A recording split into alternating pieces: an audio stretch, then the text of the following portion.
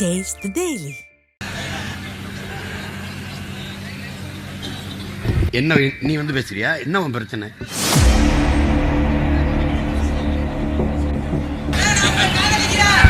நானும்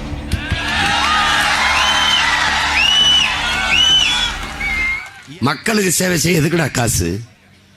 மக்கள் தான் மின்சாரத்துக்கு கட்டணம் கட்டிடுறான், கல்விக்கு கட்டிடுறான், குடிநீருக்கு கட்டிடுறான், சாலை போடுதல் ரோடு டாக்ஸி கட்டிடுறான், எல்லாத்துக்கும் பணம் மக்கள் தந்து விடுகிறார்கள். அதை வைத்துக்கொண்டு மக்களுக்கு உண்மையும் நேர்மையுமாக சேவை செய்யணும். அதுக்கு தான் அரசை நிறுவுறோம். நீ நினைச்சு பாரு, இங்கிலாந்து பிரிட்டன் 1 லட்ச ரூபா நீ சம்பளம் வாங்கினீங்கன்னா அதில் 70 லட்ச ரூபாய் எடுத்துக்கிறோம். 70,000 எடுத்துக்கிறோம் 1 லட்சத்தில். அந்த 70,000 எப்படி தரும்னா, உனக்கு சிறந்த மருத்துவம், சிறந்த கல்வி, நல்ல குடிநீர், அருமையான பாதை, தடையற்ற மின்சாரம், இப்படி தந்துவிடும். நான் 1 லட்சம் 70,000 கொடுத்துருக்கேன். என் தங்கச்சி 50,000 30,000 தான் கொடுத்துருக்கா. ஆனால் அவளுக்கேற்ப பிரிப்பதில்லை, நாட்டின் குடிகளுக்கு சமமாக பிரித்து கொடுக்கும்.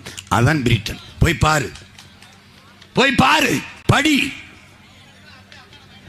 ஒரு சின்ன நாடு கியூபா, ஒரு வளமும் கிடையாது அதன் இடத்துல, கரும்பை தவிர உலகத்தின் சர்க்கரை கிண்ணம் என்று போற்றப்படுகிற நாடு கியூபா.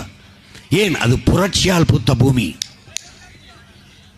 புரட்சியால் பூத்த பூமி. அது கல்வியை தன்னகத்தை வைத்திருக்கிறது, மருத்துவத்தை தன்னகத்தை வைத்திருக்கிறது, போக்குவரத்தை தன்னகத்தை வைத்திருக்கிறது, எல்லாவற்றையும் தன்னகத்தை வைத்து தன் நாட்டின் குடிகளுக்கு பொதுமையாக பிரித்து கொடுக்கிறது. அப்படி இங்க இருக்கிறதா? என்ன நீ வந்து பேசுறியா? என்ன உன் பிரச்சனை?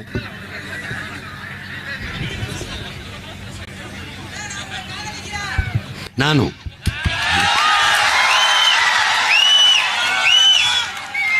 எல்லாவற்றையும் தன்னகத்தை வைத்திருக்கிற கியூபா எங்கே? எல்லாவற்றையும் தனியார் முதலாளிகளுக்கு தாரை வார்த்து கொடுத்த நம் நாடு எங்கே? இது வளர்ச்சி என்று கட்டமைப்பதே தனிப்பெரும் முதலாளிகளின் வளர்ச்சியை தான். தனிப்பெரும் முதலாளிகளின் வளர்ச்சியை நாட்டு வளர்ச்சி, நாட்டு மக்களின் வளர்ச்சி என்று கட்டமைக்கிறது. அன்பு தம்பி தங்கைகளே, 100 நாள் வேலை திட்டத்திற்கு போய் 100 ரூபாய் 200 ரூபாய் சம்பாதிக்கிற நம்ம அம்மா 1 கிலோ அரிசிக்கு என்ன வரி கட்டுகிறாளோ அதேதான் இந்தியாவின் மிகப்பெரிய பணக்காரர்களா இருக்க அதானி அம்பானியின் மனைவியும் கட்டுகிறார்கள். வரி சமமாக இருக்கு, வாழ்க்கை தரம் சமமாக இருக்குதா?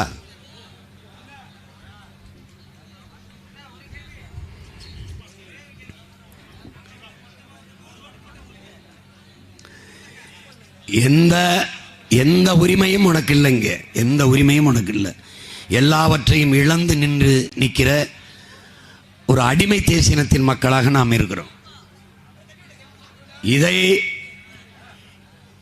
இழந்த உரிமைகளை மீட்பதற்கு, இருக்கிற உரிமைகளை காப்பதற்கு நமக்கென்று ஒரு அரசியல் அதிகாரம் தேவைப்படுகிறது. இந்த மண்ணும் மக்களும் படுகிற அவதியை, வேதனையை, உரிமை இழந்து தவிக்கிற சிக்கல்களை இந்திய நாடாளுமன்றத்திற்குள் எடுத்து பேசி இந்த சிக்கலுக்கு தீர்வு காண வேண்டும் என்றால் இவர்கள் இதுவரை வாய்ப்பு கொடுத்தீர்கள், நடக்கல. ஒரே ஒரு முறை நாம் தமிழர் கட்சி பிள்ளைகள், என் தங்கை காளியம்மாவுக்கு அந்த வாய்ப்பை கொடுங்கள். உன்னோட இந்த தேர்தலில் களத்தில் நிற்பவர்கள் யார் யார் என்று பார். காங்கிரஸ் யார்? உன் இனத்தை கொன்ற வரலாற்று பகைவன். கண்முன்னே கொத்து கொத்தாக நம் இனத்தை தமிழீழ தாயகத்தில் கொன்று குவித்த கூட்டம் காங்கிரஸ்.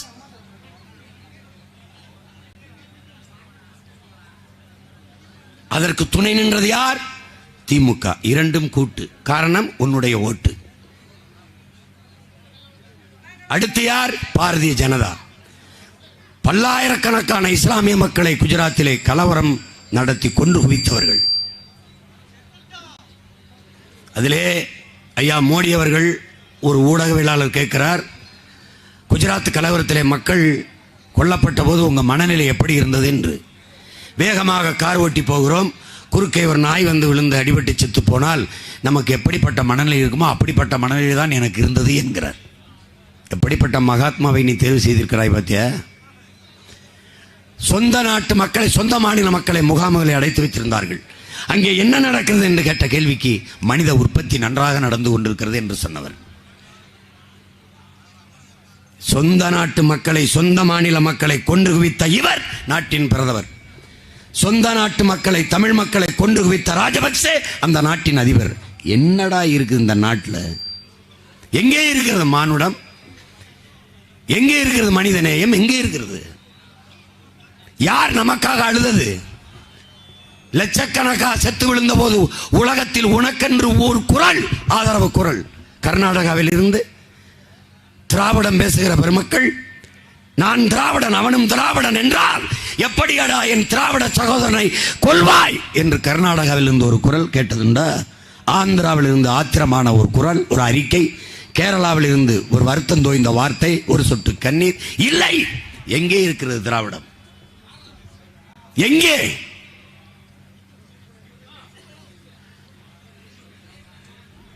எல்லாம் ஏமாற்று.